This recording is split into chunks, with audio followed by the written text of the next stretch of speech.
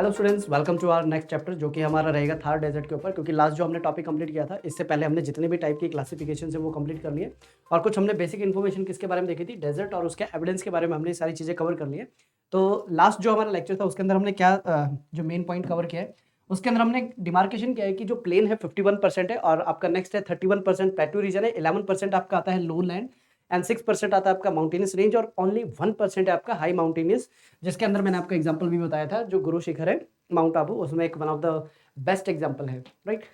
And next इसके बाद हमने क्या कवर किया, इसके बाद हमने ये देखा है कि जो आपका वेस्टर्न डेजर्ट है उसके पीछे का ओरिजिन क्या है, मींस उसके जो मेन कंसेप्ट है ज्योग्राफी के वो क्या है। और इसके बाद मैंने आपको जो वैगनर की थ्योरी है किस तरीके से एक्सप्लेन करती है वो सारा मैंने आपको बताया। फिर उसके बाद जियो सिंक्लाइन आपको एक्सप्लेन किया।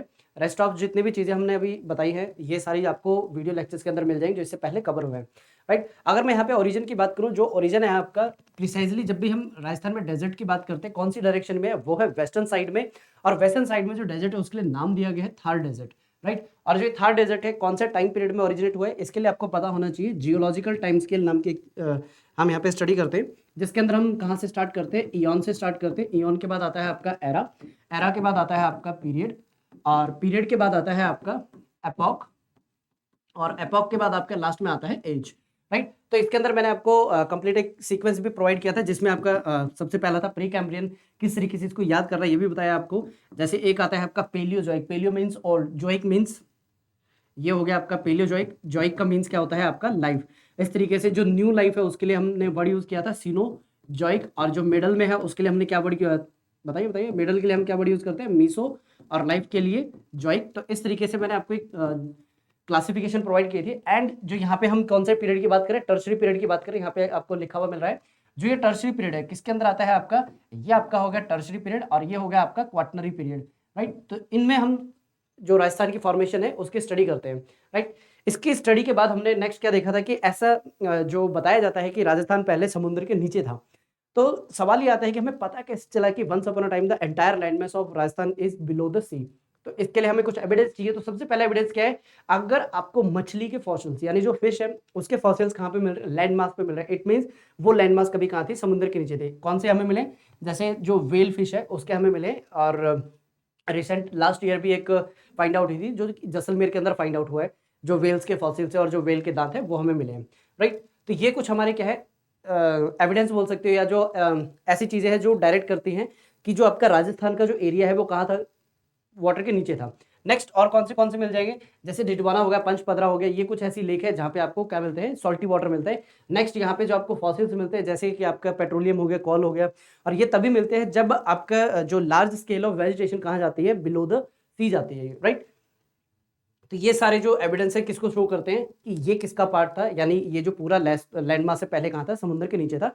नेक्स्ट एक और यहाँ पे हमने लास्ट के लेक्चर में क्या डिस्कस किया था, क्या जो सहारा रेगिस्तान है और जो थार रेगिस्तान है are both of them same, यानी सेम टाइम पीरियड के, यानी उनके बनने के प्रोसेस में सेम चीजें हैं। तो आंसर आता है नो।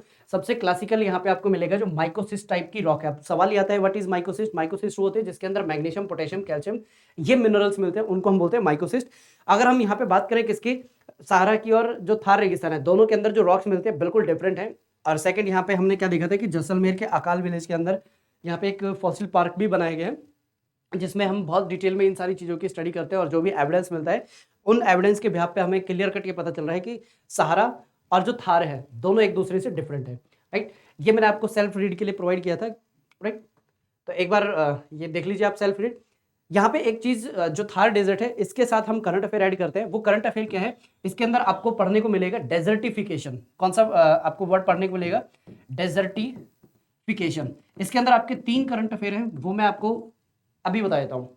देखिए डेजर्टिफिकेशन का मतलब क्या होता है, एक आपका फर्टाइल लैंड है, वो फर्टाइल लैंड धीरे धीरे किस में कन्वर्ट होता है, बैरन में, बैरन के बाद किसके अंदर कन्वर्ट हो रहा है, वो डेजर्ट के अंदर हो रहा है। इस प्रोसेस को हम क्या बोलते हैं, डेजर्टिफिकेशन बोलते हैं। अगर हम बात करें कि क्या थार डेजर्ट एक्सपेंड कर रहा है, तो आंसर है यस, थार डेजर्ट एक्सपेंड कर रहा है। इसलिए जो हमने यहाँ पे एक इस तरीके का डायग्राम देखा था, ये हो गया आपका गंगानगर, ये हो गया आपका हनुमानगढ़, और यहाँ पे आपका आता है, ये 2 डिस्ट्रिक्ट आती है, एक है मुक्तसर और एक मुक्तसर है और एक फाजिल्का है, राइट। मुक्तसर साहिबपुरा उसका नाम है। तो पंजाब के अंदर इस तरीके से ये एक्सटेंड हो रहा है, जो थार डेजर्ट है वो पंजाब के अंदर क्या हो रहा है, आगे अप्रोच कर रहा है। तो इसकी वजह से क्या हो रहा है, जो आपकी फर्टाइल लैंड मास है वो किसके अंदर कन्वर्ट हो रहा है, धीरे धीरे डेजर्ट में कन्वर्ट हो रहा है, इसी को बोलते हैं हम डेजर्टिफिकेशन। एक पहला पॉइंट ये हो गया।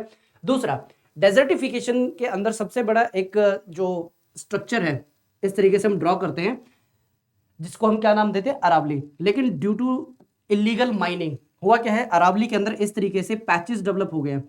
लेट अस सपोज ये एंटायर अरावली है, तो अरावली में इस तरीके के पैचेस डेवलप हो गए। अब पैचेस डेवलप हो गए उसका मतलब क्या, इसकी वजह से क्या हो रहा है, जो भी एयर कहां से ब्लो होकर आ रही है, एक मिनट में न्यू पेज ले लेता हूं, दोबारा से हम यहाँ पे ड्रॉ करते हैं, एक रफ डायग्राम बना रहा हूं मैं, ठीक है, ये हमें थोड़ा सा समझने में हेल्प करेगा।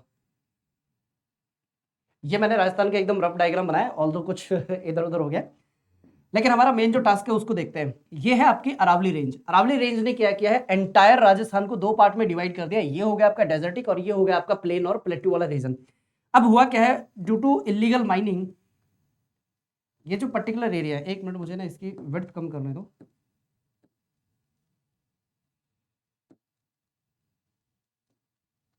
ओह माय गॉड, इसने तो पूरा ही रेज कर दिया। ठीक है, इससे आप समझ जाओगे।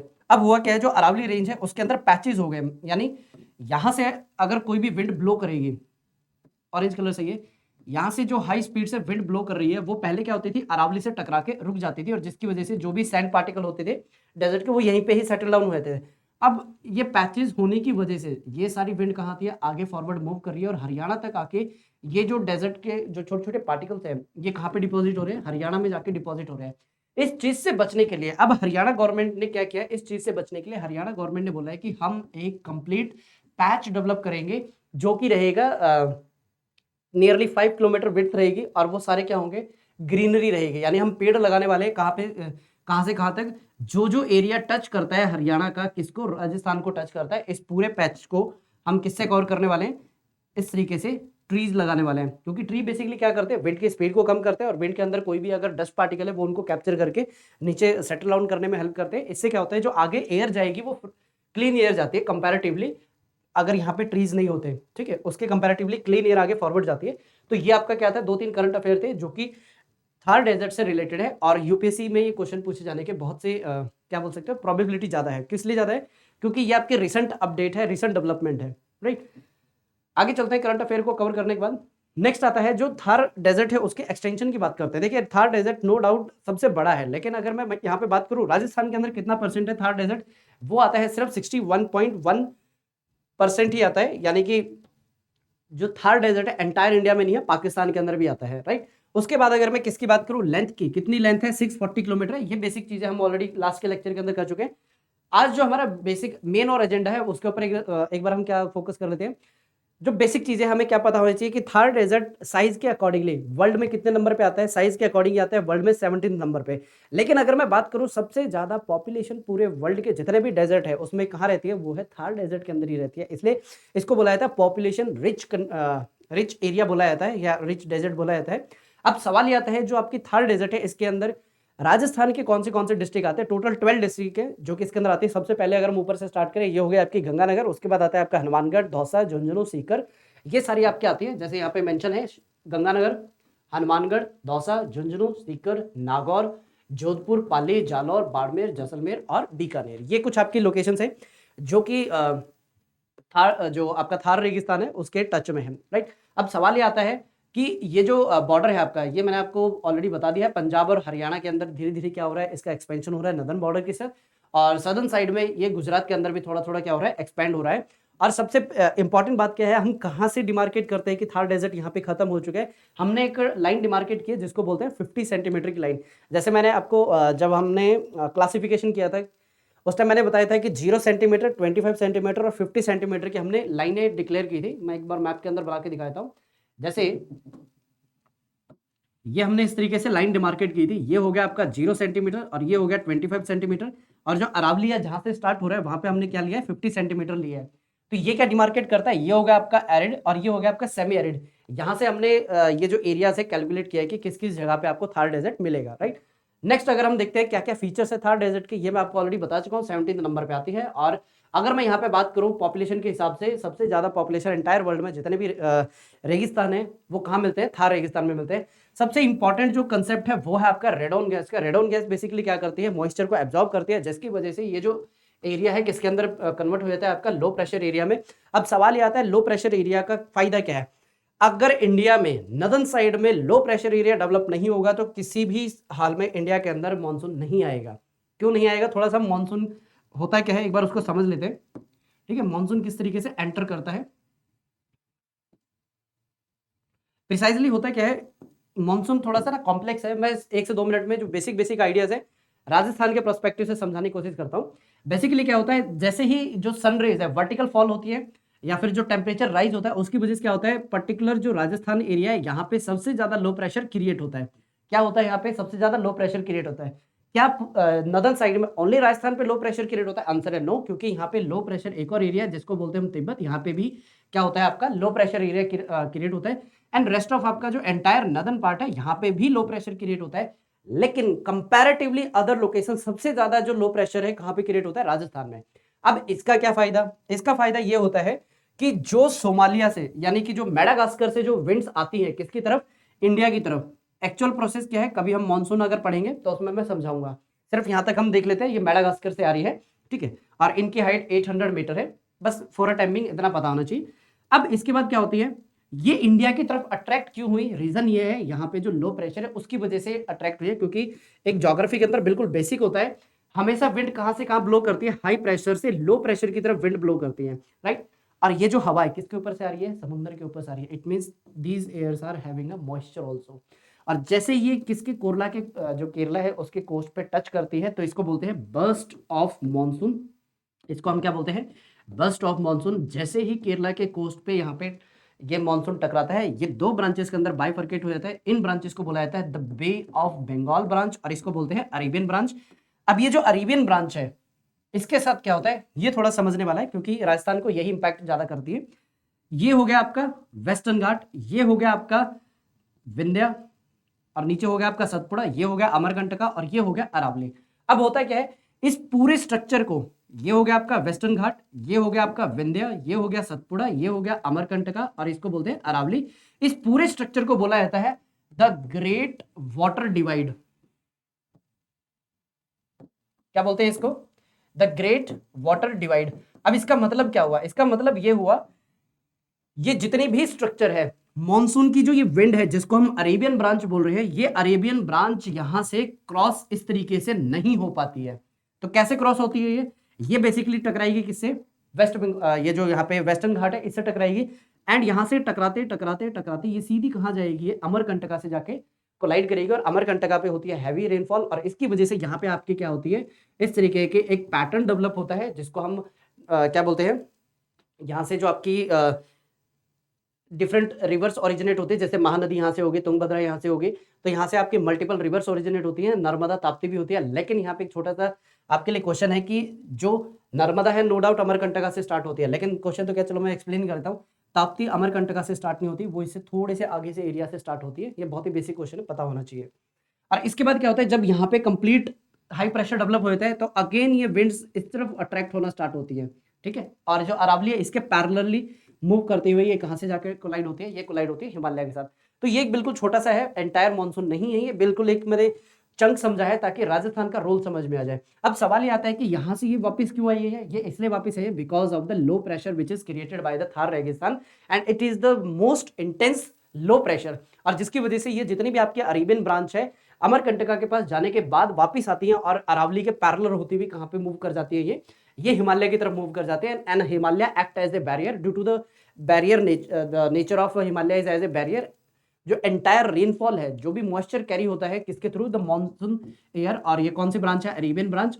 यहाँ से क्या होना स्टार्ट होती है, आपकी रेनफॉल होना स्टार्ट होती है, राइट। रेस्ट ऑफ यहाँ से बे ऑफ बंगाल भी आती है आपकी, गारो खासी जयंतिया मिकायर रेगमा हिल से टकरा के इंडिया के अंदर एंटर होती है, राइट। फिर धीरे धीरे दिल्ली के ऊपर आके ये दोनों जो अरेबियन ब्रांच और बे ऑफ बंगाल ब्रांच आके मर्ज होती है। ये सारी चीजें कभी अगर टाइम लेगा तो हम डिटेल में इलेबोरेटली पढ़ेंगे। आई थिंक मॉनसून के अंदर राजस्थान का क्या रोल है वो समझ में आ गया।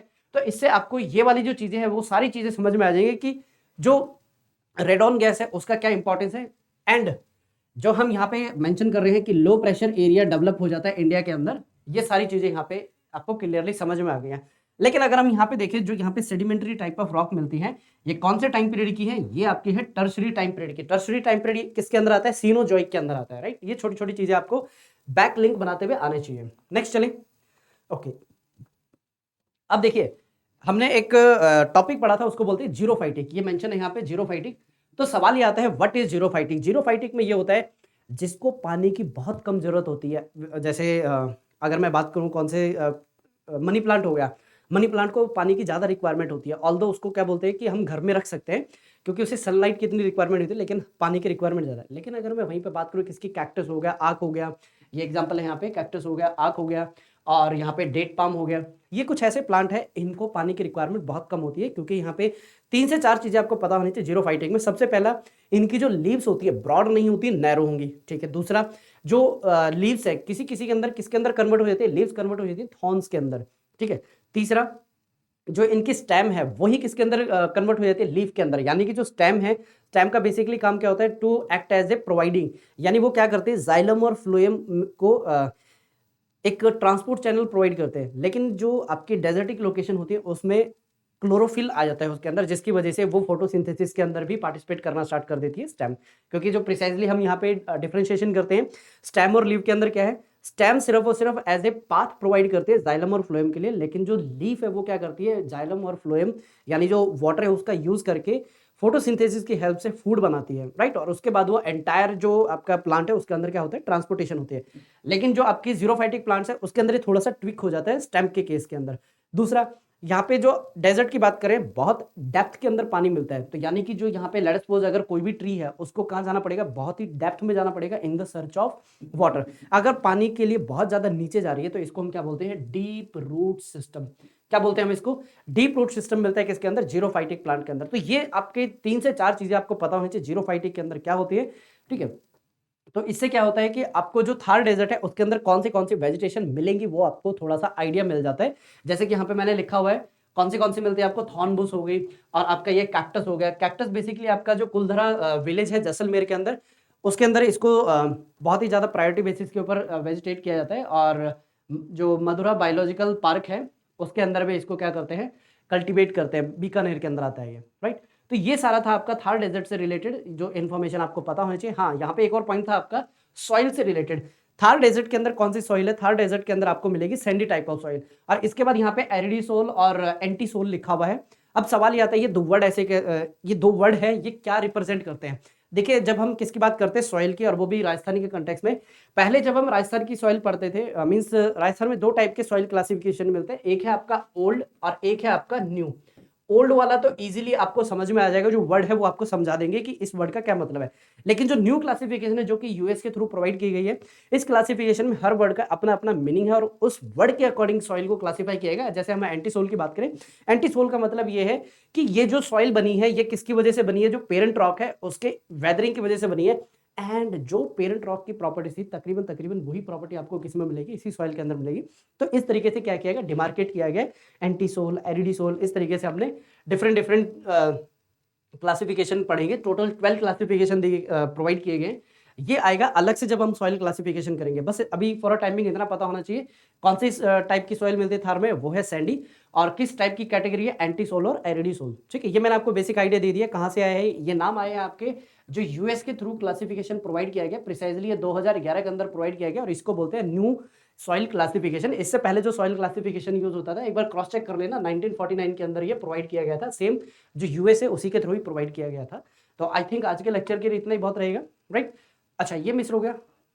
ये बेसिकली कुछ आपकी ऐसी लोकेशंस है जो कि प्रिसाइजली पूछी जाती है। जैसे कि आपका जैसलमेर के अंदर सोनू क्षेत्र है जिसके अंदर लाइमस्टोन मिलता है। फिर बीकानेर हो गया, बीकानेर के अंदर आपको प्रिसाइजली क्या मिलेंगे?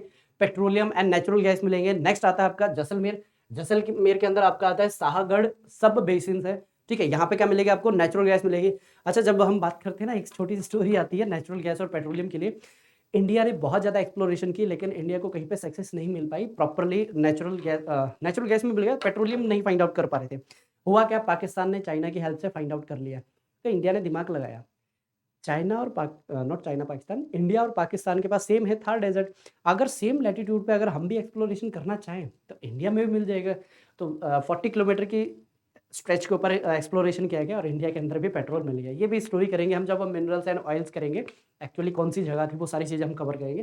तो आई थिंक आज के लेक्चर के लिए इतना ही बहुत रहेगा। रिवाइज करते रहिएगा, कोई भी पॉइंट नहीं समझ में आया तो नीचे कमेंट आपके लिए ओपन है, कमेंट बॉक्स पूछिए, बताइए, ताकि हम और आपकी बेहतर तरीके से सहायता कर पाए। पढ़ते रहिए and till then next lecture तक मेरी तरफ से सबको नमस्ते।